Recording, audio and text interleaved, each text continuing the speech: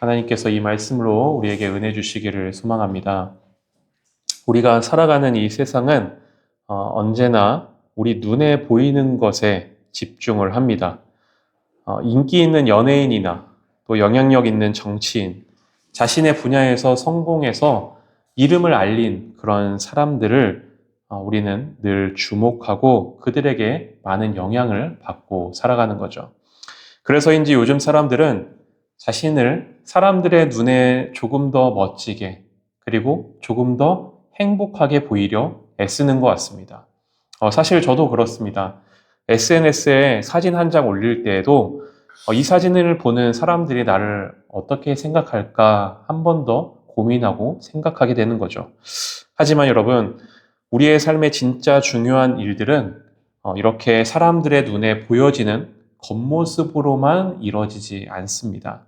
오히려 사람들의 눈에 닿지 않는 조용하고 낮은 자리에서 이루어지는 경우가 훨씬 더 많은 거죠. 저희 아이들이 요즘에 아이돌 가수들을 굉장히 좋아하고 아이돌 가수들이 나오는 공연들을 많이 보곤 합니다. 화려한 무대 위에 가수들만 보고 있으면 그 공연이 그 가수들의 힘으로만 완성된 것처럼 느껴지기도 합니다. 하지만 그 뒤에는 수십, 수백 명의 연출진들과 스태프들이 뒤에 있는 겁니다. 조명 하나, 무대 장치 하나에도 수많은 손길 하나하나가 다 있는 거죠. 그들의 노력은 잘 보이지 않고 그들의 이름은 잘 알려져 있지 않지만 그들의 땀과 헌신이 있었기에 그렇게 우리가 감탄하는, 우리가 정말로 멋지게 보는 그런 공연이 이루어지게 되는 겁니다. 우리의 삶도 마찬가지입니다. 겉으로 드러난 그러한 성과보다 보이지 않는 곳에서 묵묵히 일하는 손길들이 이 세상을 지탱해 나가는 거죠. 가정에서도 그렇고 일터에서도 그리고 교회에서도 그런 사람들을 통해 하나님의 일은 오늘도 조용하게 퍼져나가고 이루어지게 되는 겁니다. 오늘 말씀해 보면 아람 나라의 군대 장관 나아만이라는 사람이 있었습니다. 나아만은 당대 아람 나라에서 가장 성공한 사람 중에 하나였죠. 그는 왕의 신임을 받았고 수많은 전쟁에서 승리를 거둔 그러한 장군이었습니다. 그의 이름은 나라 안에 널리 퍼져 있었고 사람들은 그를 보며 부러움의 눈길을 보내곤 했습니다. 그야말로 모든 것을 가진 그런 사람이었던 거죠. 그런데 성경은 그에 대해 이렇게 말합니다. 그는 큰 용사이나 나병 환자더라 라고 말하고 있습니다. 짧은 한 문장이지만 이 말 안에 여러 가지 인생의 깊은 아이러니가 담겨 있는 거죠. 큰 용사라는 말과 나병 환자라는 말이 한 사람 안에 공존해 있는 겁니다. 겉으로는 강하고 화려했지만 그의 속은 서서히 점차 썩어가고 있었습니다. 성공했지만 불안하고 높이 올랐지만 속은 무너져가고 있는 사람이 바로 나아만이었던 거죠. 이런 상황에 그 누구도 그를 도와줄 수 없었고 그의 지위와 그가 갖고 있던 부와 명예도 그 고통을 해결해 줄 수가 없었습니다. 그런데 이 나아만의 병은 단지 그의 육체의 문제만이 아니었습니다. 그는 병을 고칠 수 없는 자신의 한계를 인정하지 못했던 거죠. 왜냐하면 그는 언제든 자신이 가진 그 힘으로 인생을 지금까지 자신이 가진 힘으로 살아왔기 때문입니다. 자신이 가진 그 힘으로 늘 전쟁에서 이겨왔고 그 힘으로 남들보다 앞섰으며 그 힘으로 남들보다 강했기에 자신이 가진 그 병을 내가 가진 그 힘으로 이기지 못한다는 것을 인정할 수 없었던 거죠. 그런데 바로 그때 하나님의 일하심이 시작되기 시작합니다. 그 시작은 놀랍게도 나아만 자신에게서부터가 아니라 그의 집안에서 일하고 있는 한 어린 소녀로부터 시작되게 됩니다. 성경은 이 소녀의 이름조차 기록하지 않고 그저 이스라엘 땅에서 잡혀온 어린 소녀라고 소개하고 있습니다. 이 소녀는 전쟁터에서 포로로 끌려와서 자유도 잃고 가족도 잃고 고향까지 잃게 된 그런 소녀였습니다. 어린 나이에 겪기엔 너무나도 큰 아픔과 슬픔을 겪고 있는 그런 소녀였던 거죠. 그런데 이 소녀가 자신을 잡아온 이 나아만 장군의 아내에게 이렇게 말하는 겁니다. 오늘 본문 3절의 말씀 제가 읽겠습니다. 그의 여주인에게 이르되 우리 주인이 사마리아에 계신 선지자 앞에 계셨으면 좋겠나이다. 그가 그 나병을 고치리이다 하는지라.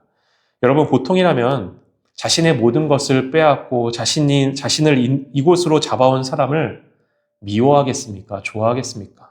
당연히 미워하죠. 그래서 그 사람이 앓고 있는 그 병으로 그 사람이 빨리 죽기를 바랬을 법도 한데 그녀는 그러지 않았습니다. 이 소녀는 자신의 주인으로 있는 이 나아만 장군을 그 병을 앓고 있는 것을 안타까이 여기며 그 병에서 그가 낫기를 바랬던 거죠. 또 그녀는 먼 타국에서 종살이를 하고 있었지만 그 마음 가운데 여전히 하나님을 향한 신앙을 갖고 있었습니다. 내가 믿는 그 하나님이라면 저 나아만 장군을 고쳐줄 수 있을 거야. 하나님은 지금도 살아계시고 역사하시는 하나님이야. 그런 믿음이 그의 마음 가운데 있었던 거죠. 소녀의 말은 굉장히 짧고 단순했습니다. 하지만 그 한마디가 나아만의 마음을 움직였고 결국 하나님의 역사를 이루는 그러한 작은 씨앗이 되게 되었던 거죠. 그렇게 나아만은 이 소녀의 말을 통해 이스라엘에 있는 엘리사에게 향하게 됩니다. 그 모습을 9절의 말씀은 이렇게 묘사하고 있습니다. 나아만이 이에 말들과 병거들을 거느리고 이르러 엘리사의 집 문에 서니라고 말씀합니다. 여러분, 나아만이 지금 전쟁터에 전쟁하러 가는 것이 아니지 않습니까? 그리고 자신의 힘을 굳이 과시할 필요가 없습니다. 그런데 나아만은 어떻게 나아갑니까? 나아만은 말들과 병거들을 앞세워서 엘리야에게 찾아가고 있는 겁니다. 여전히 그는 자신의 힘과 능력, 체면, 그것을 의지하여 그것을 앞세워서 엘리사에게 그것을 먼저 보여주며 찾아갔던 거죠. 그런데 그렇게 찾아온 나아만을 엘리사가 어떻게 대합니까?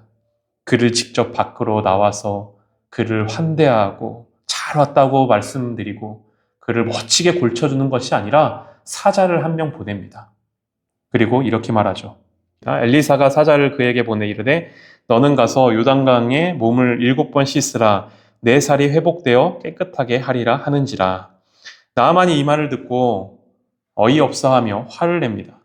엘리사가 직접 나와 자신을 환대해주고 하나님의 이름을 부르며 손을 흔들어 자신의 위상에 걸맞게 장엄하게 그리고 멋진 모습으로 나의 병을 고쳐줄 줄 알았는데 자신의 기대와는 너무나 달랐던 거죠. 또한 엘리사가 나아만 장군에게 가서 씻으라고 한 요단강은 나아만의 그런 기대와는 너무나도 상반되는 그러한 곳이었습니다. 굉장히 초라한 그런 강이었던 거죠. 그래서 이렇게 나아만이 이야기합니다. 차라리 다메섹에 있는 아바나와 바르발 강에 가서 씻는 것이 차라리 낫겠습니다. 그렇게 말하며 화를 냅니다. 그렇게 나아만 장군이 여전히 교만을 떨며 다시 이제 기분이 나빠 돌아가려고 할 그때 여러분, 나아만 장군을 누가 붙듭니까? 나아만의 곁에 있던 종들, 그 하인들이 나아만 장군을 붙들게 됩니다. 그리고 이렇게 말하죠. 내 아버지여, 선지자가 당신에게 큰 일을 행하라 말하였더라면 행하지 아니하였으리이까? 하물며 당신에게 이르기를 씻어 깨끗하게 하라 함이리이까? 하니 라고 말합니다. 전쟁터에 포로로 끌려온 한 소녀가 나아만에게 엘리사를 소개해주고 그를 이곳까지 인도해 주었듯 이번에는 그의 곁에서 늘 명령을 받아 일을 하던 그 종들이 나아만의 인생의 중요한 갈림길의 순간에 그가 거기서 포기하지 않고 떠나지 않고 그 병이 나을 수 있는 길로, 하나님의 역사가 이루어지는 길로 인도하여 주게 되었던 거죠. 만약 그 곁에 그를 붙잡아준 이 종들이 없었더라면 그는 그 평생토록 병에서 고침을 받지 못했을 겁니다. 놀라운 하나님의 은혜, 하나님의 살아계심을 절대로 경험할 수 없었던 거죠. 하지만 그의 삶에 보이지 않는 그 손길들을 통해 그의 삶이 은총의 길로 나아갈 수 있었던 겁니다. 여러분, 이렇게 하나님의 말씀, 하나님의 역사를 우리가 세밀하게 살펴보면 그 뒤에는 이름 없는 사람들, 권세도 없고 목소리도 작지만 진심을 담은 한마디로 역사를 움직이고 하나님의 일들을 이뤄나간 사람들이 있는 겁니다. 하나님의 일하심을 만들어가는 그러한 이들이 있었음을 우리가 발견하게 되는 거죠. 하나님은 오늘날 우리의 삶 가운데서도 그렇게 일하십니다. 세상의 중심에서 요란한 소리를 통해서가 아니라 보이지 않는 자리, 사람들이 주목하지 않는 그 자리에서 묵묵히 사랑하고 묵묵히 섬기는 한 사람 한 사람의 그 마음과 손길을 통해 하나님의 이야기를 이어가시는 거죠. 이제 말씀을 마치고자 합니다. 며칠 전에 전유성이라는 개그맨이 별세를 했다는 소식을 아마 다들 들으셨을 텐데요. 전유성이라는 사람이 참 좋은 사람이었던 것 같습니다. 그래서 얼마나 많은 사람들이 그의 슬픔을 안타까워하고 또 진심으로 슬퍼하던지요. 그가 별세하기 전 얼마 전에 있었던 며칠 사이에 있었던 일들을 조혜련 씨가 한 유튜브 프로그램의 콘텐츠에 나와서 해준 이야기가 있는데요. 그 이야기를 한번 우리 보도록 하겠습니다. 윤석 오빠는 진짜 개그라는 말을 만드신 분이고 개그의 대부고 그분이 세운 개그맨, 개그우먼들 정말 연예인들이 너무 많죠. 그리고 티를 안 내신 분이에요. 근데 안타까운 건 그 오빠가 하루에 2번 지체를 너무 머리가 좋았어요. 그 많은 지식 때문에 하나님과 멀어졌었죠. 오빠는 이제 이송미 언니의 생명책의 1번이었어. 38년을 기도를 했어. 근데도 야 됐다 너네나 믿어 하고 맨날 놀리고 있잖아. 제가 이제 남편 만나서 예수를 믿게 된 걸 알고 그렇게 얘기하고 야너 요즘 신학 공부하지? 네, 철학을 연구해봐. 철학은 훨씬 좋아. 내가 이런 지를 했는데 알았으니까 야 불교로 다시 돌아가봐. 이러면서 계속 놀리는 거야. 그렇게 격이 없이 정말 편하게 지내고 그렇게 오빠한테 강요하지 않았어요. 왜냐하면 그 듣기 싫어하는 사람한테 이 믿음을 강조하면 되게 싫어하잖아요. 싫어요. 근데 오빠가 갑자기 그날이야. 이제 가는데 전화를 띡띡띡거려요. 야 나랑 친한 청도의 목사님인데 이 목사님 통화 한번 해봐. 갑자기 나한테 철학을 공부하라고 근데 갑자기 내가 목사님께 안녕하세요. 예, 청도의 목사인데요. 네 얘기 잘 들었습니다. 그러는 거요. 전화 끊어서 알겠습니다. 그랬더니 앨런아 그 목사님 참 좋으신 분인데 교회가 조그매 네가 그냥 공짜로 간식 안 먹으면 가지면 안 되겠네 이러는 거야. 그래서 내가 오빠 가드릴게요 했어. 근데 유성 오빠는 믿음이 없었어요. 계속 오빠는 왜 기도하고 있던 중 오빠가 몸이 점점 안 좋아졌어요. 지금부터 2달 전에 내가 애틀란타를 간 거야. 애틀란타를 가서 어느 교회에 갔는데 어떤 남자분이 1시간 반에 걸쳐서 계속 달려갔더래요. 유성 오빠 동생이에요. 전익선 씨라고. 요즘 예수 믿게 되는데 지금 안 믿어서 너무 마음이 아프다고 하면서 내가 그 마음입니다. 조혜련 씨 만나고 싶어서 우시는 거야. 기도할게요. 그리고 익성이라는 그 분이 동생분이 간 거야. 상주에 있었대요. 남동생한테 그런 얘기를 했대. 내가 지금까지도 안 믿고 버텨왔는데 내가 몸이 아프다고 내가 약해졌다고 하면 쪽팔리잖아. 내가 부끄럽잖아. 하나님한테 이렇게 얘기했대. 그 얘기를 들으니까 얼마나 마음이 아파요. 그리고 지금으로부터 한 10일 되나요? 이제 지난주에 소천하셨으니까 오빠가 많이 위독하시다라는 이야기를 들었어요. 그래서 그때 딱 청도의 그 목사님이더라고요. 왜냐면 유승민 오빠가 아꼈잖아. 그리고 가셨으니까. 내가 간증도 했잖아. 그래갖고 목사님 오빠한테 빨리 좀 가르쳐서 청도에서 전국대로 오신 거야. 그래갖고 밤에 전화를 했어요. 목사님 영접기도 했어요. 영접기도 하셨다는 거예요. 그러니까 그 다음날 이제 오빠를 만나러 제가 남편이랑 같이 가게 됐죠. 너무 마르신 몸에 폐가 안 좋으니까 다 연결했는데 정말 100m 달리기를 계속 뛰는 것 같은 호흡을 하는 거야. 근데 내가 오빠 나 혜련이야. 했더니 정신을 활짝 알아. 맞냐? 이러는 거야. 오빠 어때요? 야, 좋아 보이냐? 힘들다. 그러는 거예요. 오빠가 하나님을 어제 영접하셨잖아요. 이런 거. 이러는 거야. 내가 처음 들었어. 그러면서 뭐라고 하냐면, 근데 내 오빠 한 달 전인가? 네. 미선이가 왔었어. 박미선이가. 걔가 그 성경책을 주고 갔는데 글씨가 너무 조그매서 내가 민수기 15장까지밖에 못 읽었어. 내가 민수기 15장까지 못 읽었는데 눈이 안 보여서 내가 지금 호흡이 가빠서 성경을 읽을 수가 없다 그러는 거였어. 오빠 내가 녹음한 게 있어. 자기야, 오빠 좀 틀어줘. 그래, 그거 좀 틀어줘 봐라고. 오빠가 들리는 소리에 계속 그거 틀어달라고. 그랬대. 그 다음날 이제 오빠랑 친한 홍진이 언니랑 어떤 작가분이 또 가신 거예요. 진이야 부르더래. 예. 내가 기도 좀 해주면 안 될까? 오빠 기도하세요 했더니 우리 제비 우리 딸 잘 부탁하고 진이야 내가 하나님을 너무 늦게 만났다. 내가 이제서야 이분을 알게 되고 내가 이제서야 믿음을 가지게 됐다. 너무 안타깝다. 시간이 없다.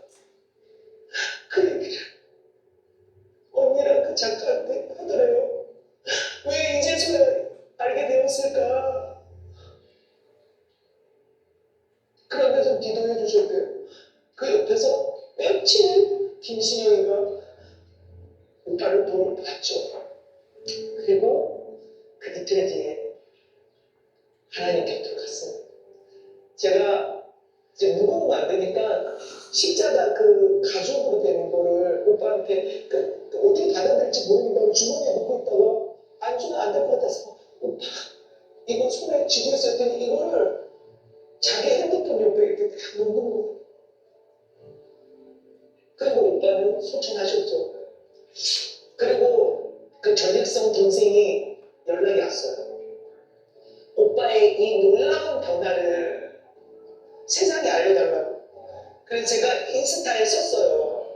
받아들이지 못하는 분들이 계신데 정말 소년이의 기도와 그 많은 눈물에 너무 기뻤고 제가 영정 사진을 봤는데 네. 거기 가운데 이렇게 십자가가 딱 있더라고요. 너무 그러니까 평안해지더라고요, 제 마음이. 이 이야기를 진짜 어디에서 이렇게 다 얘기 못했잖아요. 신과 함께해서 진짜 마치 신과 함께 하는 것처럼 이야기를 하게 되었는데요. 하나님의 아들이 된 우리 유승민 오빠를 보며 너무 행복했어요. 또 후배들에게 또 귀감이 되어서 이렇게 이끌어 주실 거라 생각해요.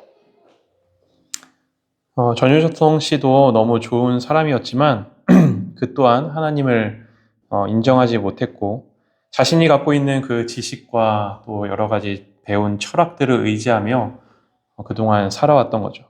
하지만 보이지 않게 그 곁에서 그를 위해 기도해 주었던 그 기도의 손길이 있었고 그가 하나님을 만나길 바라는 그러한 마음들이 하나하나 연결되어 아름다운 하나님의 또 이야기가 이렇게 만들어진 것 아니겠습니까? 오늘 우리의 삶에도 이름 없는 우리의 손길, 우리의 기도, 우리의 마음과 섬김을 통해 하나님께서 아름다운 하나님의 나라의 이야기를 써내려 가심을 우리가 믿으며 오늘도 주님과 함께 그렇게 걸어갈 수 있는 우리의 삶이 되기를 간절히 소망합니다. 함께 찬양하도록 하겠습니다.